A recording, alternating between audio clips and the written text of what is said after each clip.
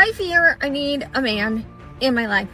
I am a strong, successful female. Unfortunately, no matter how independent I am, I just want a man to hold me. And as a woman, I am tired of hustling. I can't explain how the last 5 years of my life has literally drained me. The 5-6 Strong, independent women are saying they're tired and that they need a man to save them, and of course, put them in their soft girl era. I swear, being single sometimes is so complicated because, like, you want somebody, but then you like your freedom, but then, like, being independent is cool, but then also you're really tired of paying bills. Like, is there a middle ground? Because I don't need a man, but I want one eventually, the right one, the one that doesn't get offended at my jokes.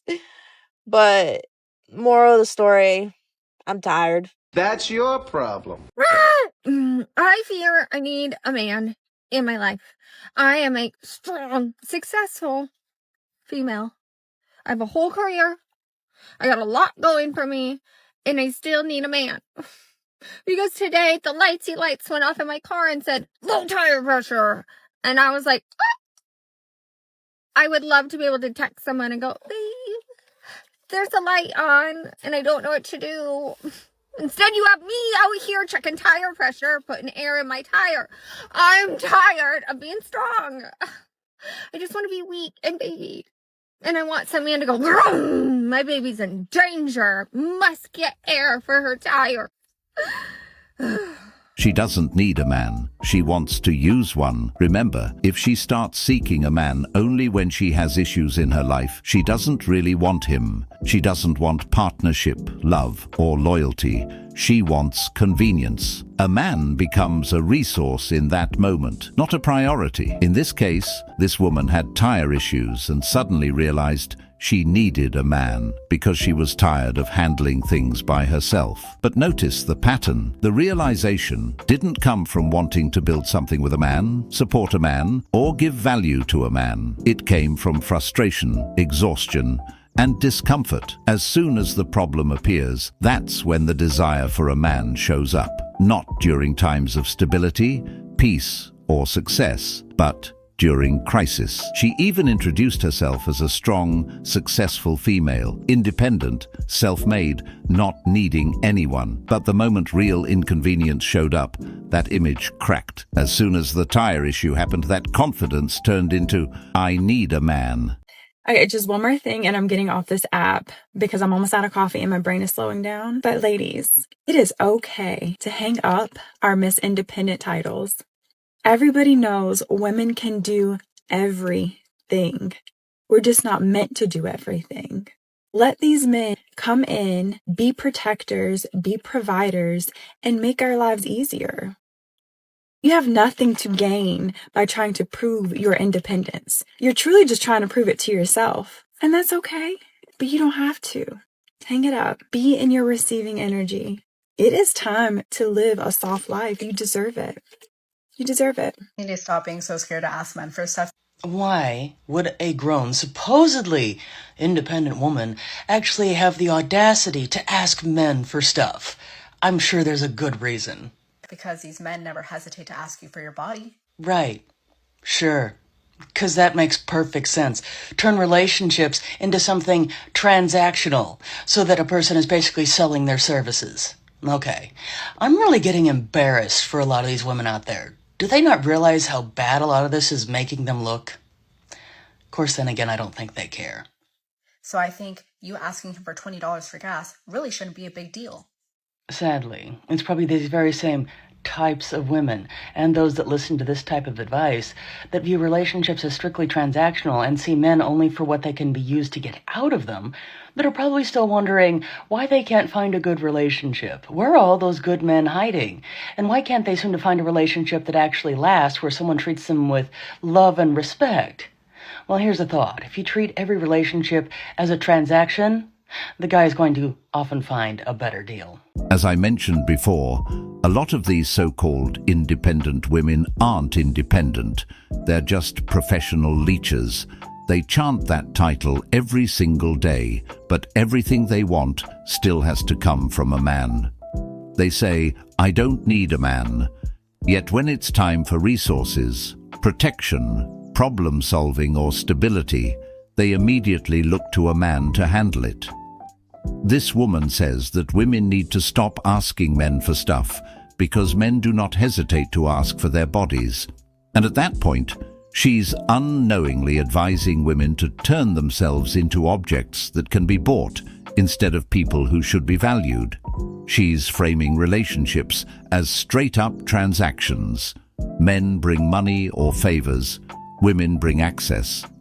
That mentality doesn't empower women, it actually keeps them stuck. Because when your worth is tied to what you can extract from men through attraction, you never build true independence. Okay, here's my hot take. I am done, and I mean done, being a strong, independent woman. And I'll tell you why. It has just taken me an hour, 60 minutes to put up this coat stand, okay? That would have taken my husband 5 minutes. So do you know what I'm going to do? And I think we need to start a campaign for this. Go back to pink and blue jobs. Am I going to take the bins out anymore? No. You best believe I'm not gonna. Am I going to mow the lawn? That's a blue job. So I think the sooner we accept that, am I sending feminism back about 20 years? Maybe.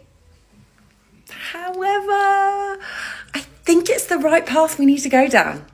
So if you agree, let me know in the comments. If you don't, then I don't want to hear it, quite frankly, because I will not be putting the rubbish out anymore. Though now I come to think of it, I also don't want to do the pink jobs. Maybe I'm just a lazy bitch. I agree. Men aren't allowed to have standards or preferences. What? You have to ask yourself why you're getting so offended that a man openly has a type or a preference, and you're getting offended over it. Meanwhile, you're over here with your own preference, your own standard, your own type. We are all human and we are all attracted to something different. If you say you want a 6'2" man, that's a preference. If a man says that he likes a certain type of body or a certain height or a certain hair color, that is a preference. And just because that preference might not be you, that is not them rejecting you. You don't have less of a self-worth because of it. Women are over here openly posting about what they want their man to look like, what type of man they like, how hot this guy is. But if a man does that, it's hellfire. It's not the big moral issue that social media makes it out to be. You have standards. Why can't men have standards? And more so, why are you getting offended over men having standards? It is nothing against you personally. Exactly. Men aren't allowed to have preferences or standards because it's instantly labeled misogynistic. The moment a man openly says what he wants, society frames it as problematic, toxic, or demeaning. For example, if a man gets on TikTok and says, "I want a woman who's slim and fit," he'll get torn apart online. Comment sections explode.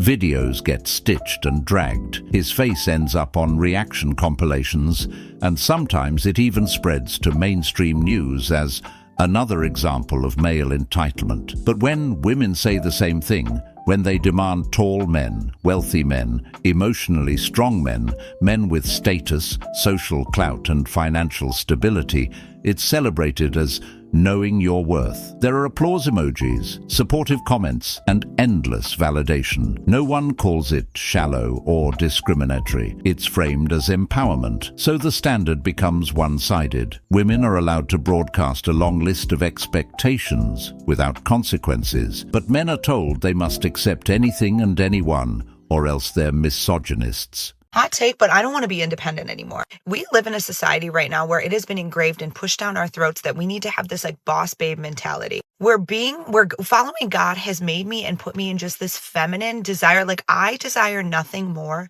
than to serve my family and serve my husband. To be able to just cultivate a home, like turn a house into a home, and to me making bread and serving my family and having my kids and driving them around. So like that is the deepest desire of my heart now. Like money is cool, but like I don't even really I care about that, but I desire to serve more than anything. Like when I get to cook for people, when I get to cultivate and like create a meal, like that brings me so much more joy now. And it's so funny because God really truly does change the desires of your heart. Like he puts a completely different perspective in your heart and a desire, which is that true femininity, where society has made us think like that is like oppressive. That is the most beautiful thing, to get to come home, a husband to get to come home and his wife is serving him. Now, if you are going out and working so hard, yes, you're going to come home and I want to serve you. Yes, you're going to come home and everything's going to be taken care of. And not every day, I'm sure, is going to be perfect.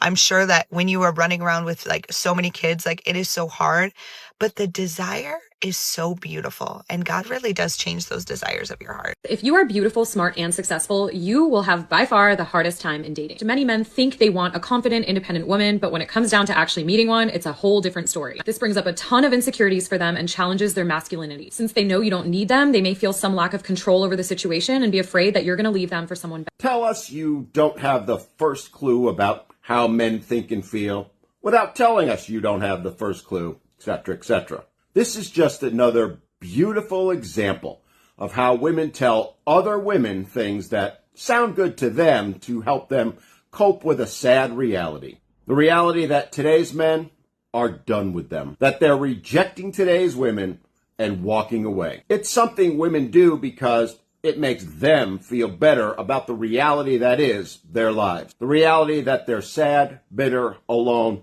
and unwanted. It's why things will only get worse for women, because to them, it's easier to blame men for rejecting them instead of accepting that maybe, just maybe, they aren't the perfect catch they think they are. It feels better to say men are afraid of them or scared to be with them than to face the reality that they've become so toxic, so delusional about themselves that it turns men off the minute they see them. It's also proof of how women do not listen to what men say because, well, they know men's thoughts and feelings better than men do. When in reality, I have never heard a man say he wants an independent woman. That phrase doesn't come from men. It comes from women talking to other women. Women who say stuff like this don't really understand men or what men actually want. They hold this preconceived notion that independence is what attracts men, when in reality that idea was never built around male preferences.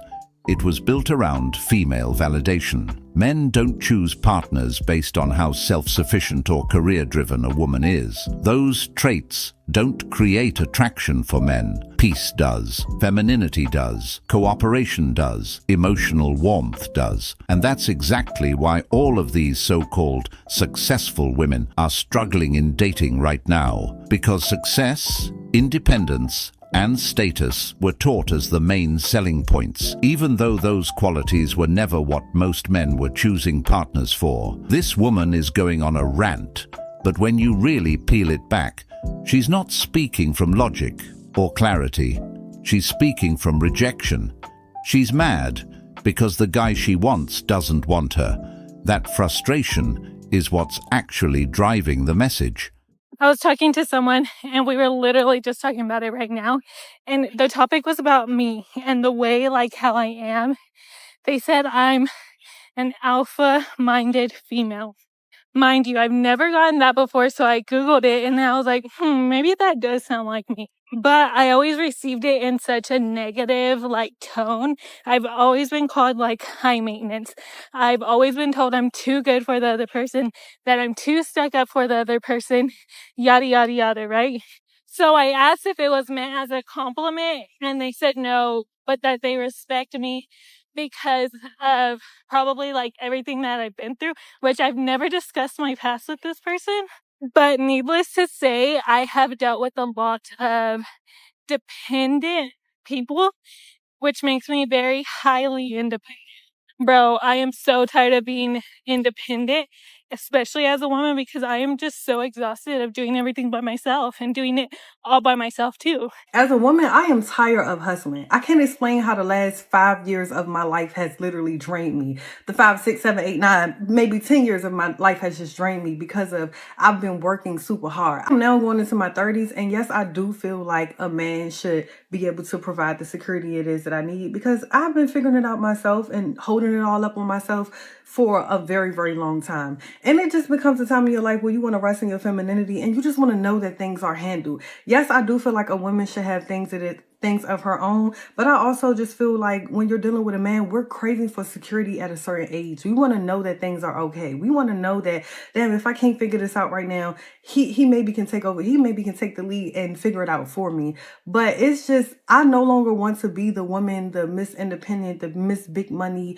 the one with all the drive, the one with all the ambition, the one with all the plans, the one that's going to just lead every single thing, because it makes me stressed out. Like, it makes me feel like I'm continuously in survival mode because I'm trying to figure out things and it's just very, very stressful. I do desire as a woman a marriage where things are taken care of. Now, I'm always going to have my goals. I just want the things that I want to do with my life to be like my passion projects. Like, yes, I'm still going to work on the business that I'm working on. Yes, I'm still going to be working on my career, but I don't want to be working on what I'm working on out of survival mode because I'm trying to hold everything over the top of my head. I don't want it to be that way. I'm not saying that I don't want to do nothing. I don't want to do it out of stress. I don't want to do it or feel like I have to make sure I knock out all my goals, because there's a possibility that if I'm dealing with a man, he won't be able to take care of it. I don't want to move like that. I want to know that you're going to take care of things anyway. But I still have something of my own as well. You get what I'm saying? Like, that's all. Women just want to rest. Women want to feel safe. I just thrive better when I feel safe. There's a lot of things that I feel like I can work on more if I was in a safe space, if I was able to feel like, there's no rush to this. Like, I'm going to get this done, but the world is not going to end if I don't finish it. Those are the type of projects that I want to work on when it comes to me making my money and my career. Like, I want to do it and flow through it. Not, oh my God, what's next? Like, no. Oh, no. Remember, fellas, it is not your duty to save modern women. They chose that lifestyle. They chose independence over building a family. They chose personal freedom over partnership. They chose endless options over commitment. They chose temporary excitement over long-term stability. And they chose chasing attention in the streets of social media and hookup culture instead of choosing a solid man who wanted to build something real. What's happening to many of them right now isn't bad luck. And it isn't men suddenly switching up. It's the delayed result of years of choices stacking on top of each other. Every decision compounds. I'll settle down later. Many are saying they're tired from doing it all. They feel drained. But it's their choices that led them there. They chose to carry everything alone because they believed independence meant never needing support. So when we hear these women say they're exhausted and overwhelmed, it's because freedom without partnership eventually becomes fatigue without support. And that is what they're experiencing.